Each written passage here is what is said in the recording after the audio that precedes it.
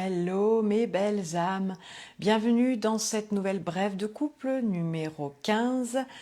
Et aujourd'hui, on va parler du couple blessé. Il y a quelques jours, je t'ai donné les étapes pour moi dans une vie qu'un couple peut, qu'un couple ou qu'on peut avoir dans différents couples. Et donc on va revenir à la première étape après avoir fait hier la blessure originelle de séparation. On va revenir donc à cette première étape qui pour moi est le couple blessé, le 1 plus 1 égale 1, c'est-à-dire un enfant blessé avec un autre enfant blessé. En fait, c'est pas compliqué dans cette relation-là. On arrive avec tous ces fardeaux hérités, du transgénérationnel, on arrive avec du karmique, donc ces blessures d'âme, et donc tous ces fardeaux, toutes ces casseroles, tout ce qu'on se traîne, eh ben on va le mettre en commun.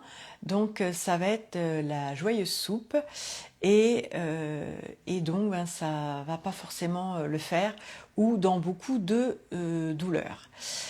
Si tu ne me connais pas encore, je suis Corinne, je suis coach alchimique, c'est dur à dire ça aujourd'hui, coach alchimique, et donc j'aide les femmes à révéler leur magnificence en vivant lors du couple nouvelle ère.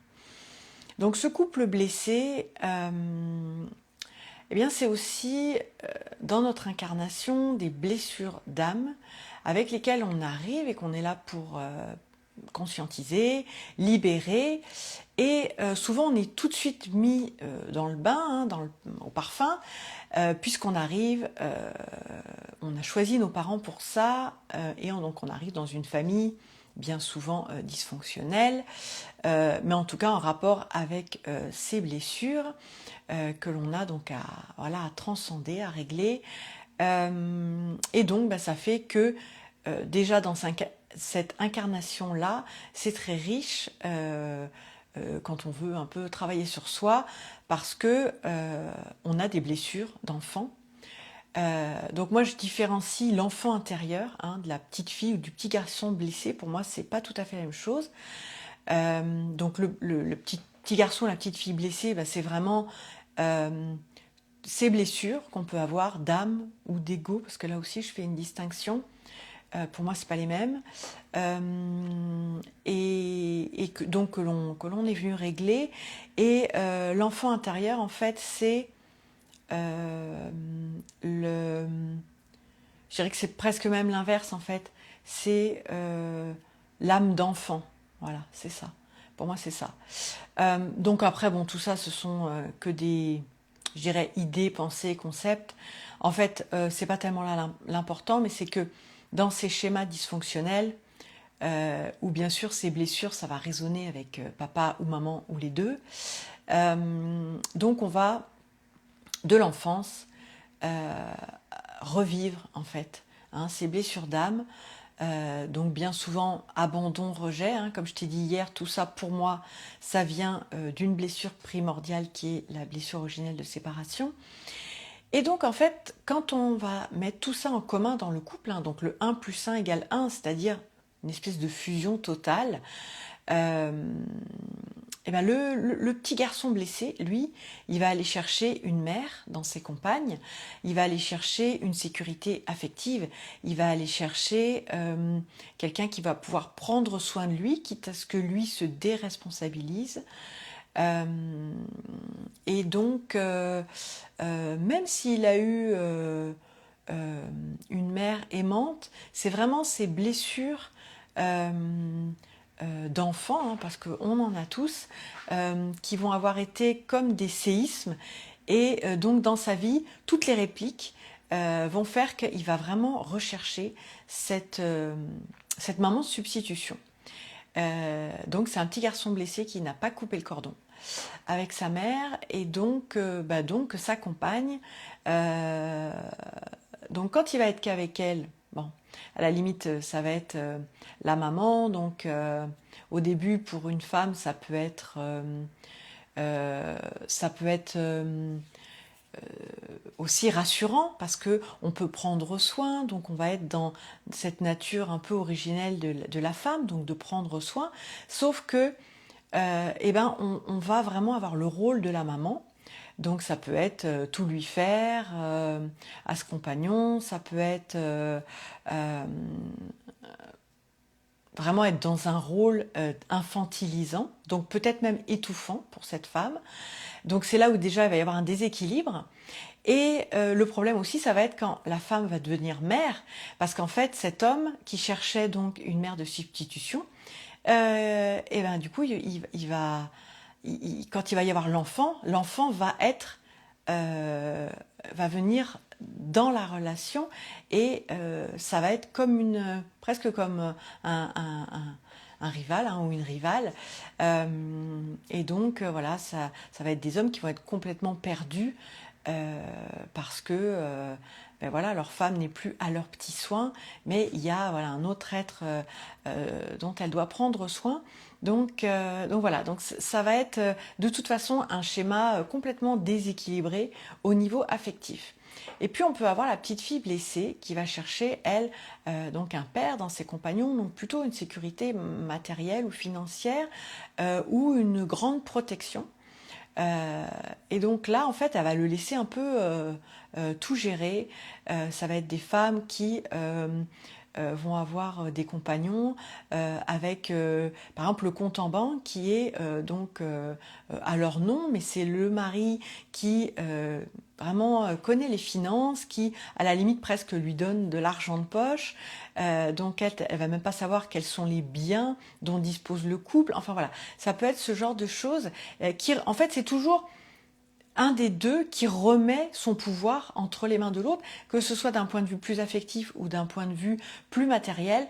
Mais en fait, chacun va vraiment attendre de l'autre qui comble ses vides, qui répondent en fait à toutes ses attentes, toutes ses frustrations. Et donc, ça crée des dépendances à plusieurs niveaux, qu'elles soient vraiment affectives ou matérielles et financières.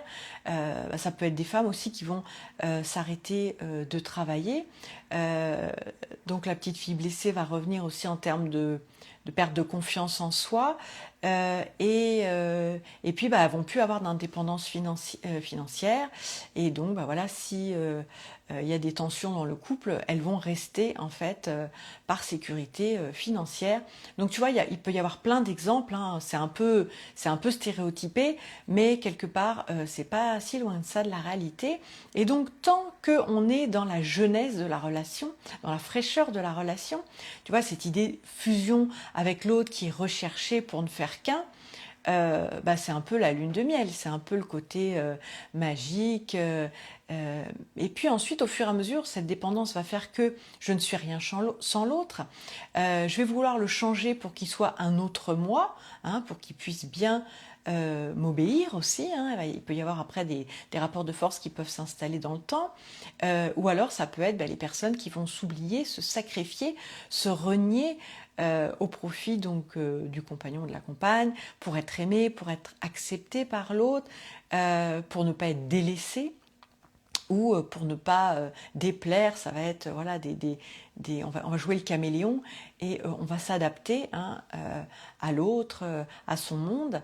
Mais je dirais que bien souvent, en fait, c'est un déséquilibre qui va s'instaurer de part et d'autre. C'est-à-dire que cette petite fille blessée avec ce petit garçon blessé, quelque part, ils vont avoir un contrat qui est un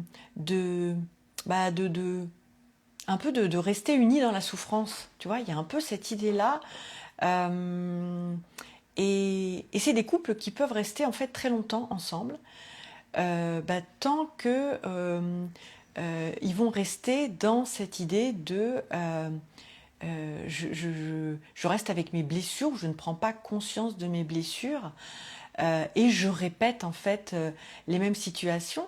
On peut rester au sein d'un même couple et répéter en fait ces schémas parce que c'est des situations qui vont se produire à ce moment-là dans le cadre du travail ou dans le cadre amical ou familial. Donc voilà, donc c'est vraiment un couple qui a vraiment à régler les blessures d'enfance, hein, les choses non réglées aussi avec ses parents.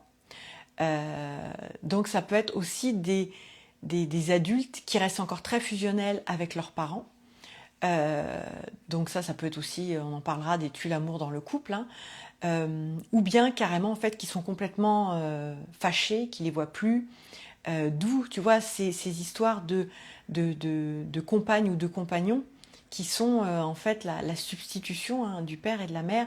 Il y a vraiment comme une continuité, hein, affective, physique et même en fait énergétique, parce que souvent dans ces couples-là, il n'est pas impossible que le compagnon ressemble au père de la femme et vice-versa.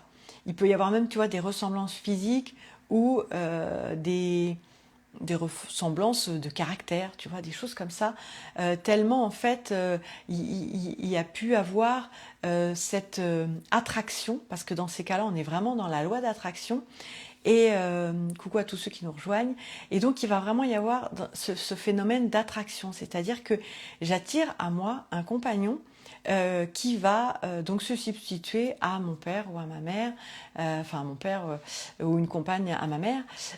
Et donc dans ce couple blessé, c'est vraiment ce qui est important de comprendre, c'est que les fardeaux, tout ce qui est hérité du transgénérationnel, du karmique, eh bien, on le met en commun, comme c'est 1 + 1 = 1, c'est une espèce de recherche de fusion. Des trucs apparemment sympas, mais qui durent pas vraiment longtemps, parce que très vite, en fait, il peut y avoir des,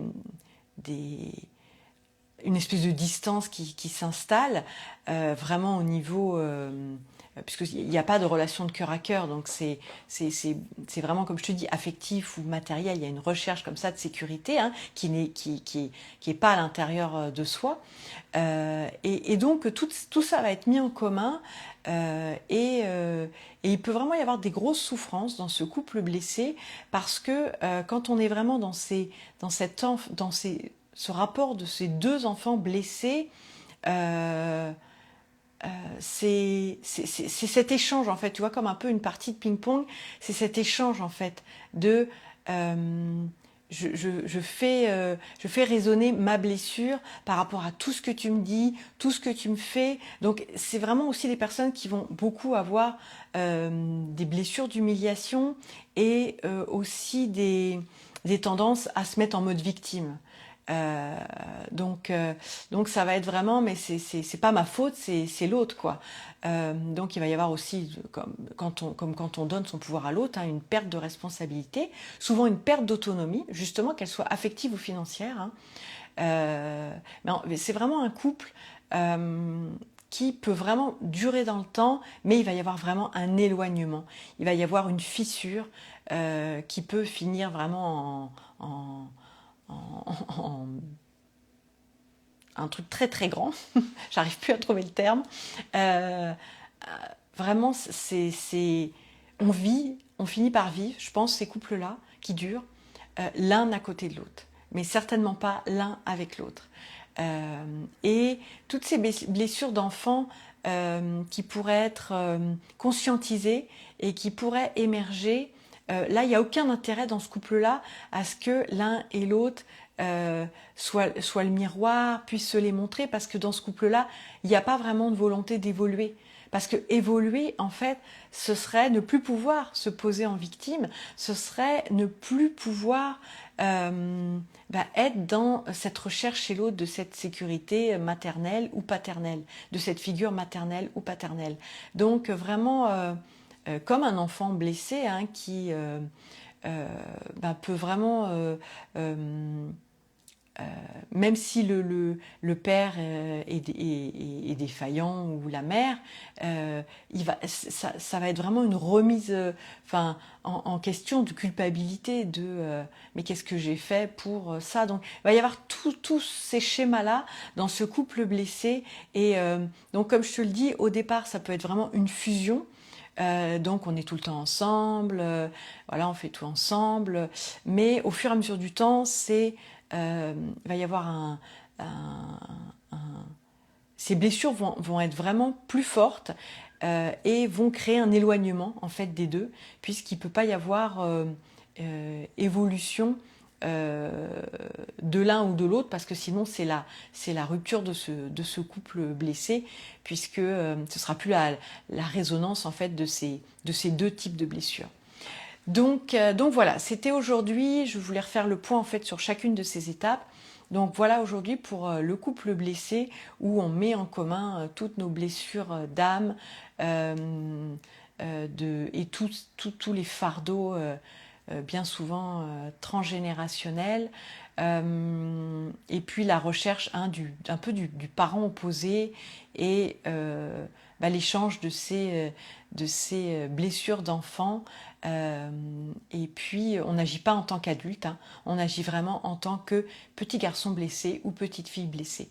Donc demain je pense que je vais te parler du couple opposé qui peut être la continuité d'un couple blessé qui dure.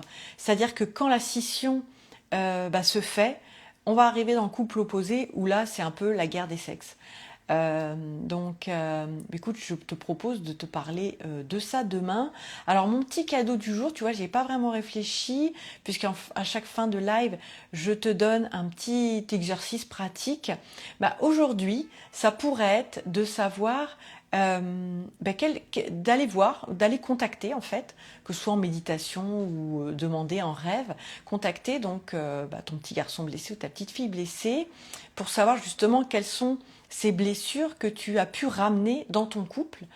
Et puis aussi, quels sont les rapports que tu as eus à ton père ou à ta mère et comment, en fait, dans ton couple, tu essayer de voir si ton compagnon ou ton couple, il peut y avoir des traits, en fait, que tu as recherchés chez lui, de ton père ou de ta mère, et est-ce que tu as cette espèce de projection cet homme peut-être au départ en tout cas illusoire m'apporter la sécurité, donc soit affective soit matérielle financière, que j'ai pas forcément eu, et finalement se retrouver avec les mêmes blessures que celles que tu as avec tes parents. Donc voilà, ça peut être le petit exercice du jour. Donc je te dis à demain pour notre couple opposé. Je te souhaite une belle après-midi et ben voilà, une belle après-midi. C'est bon, c'est bien, ça suffit, hein, c'est déjà bien. Allez, bye bye.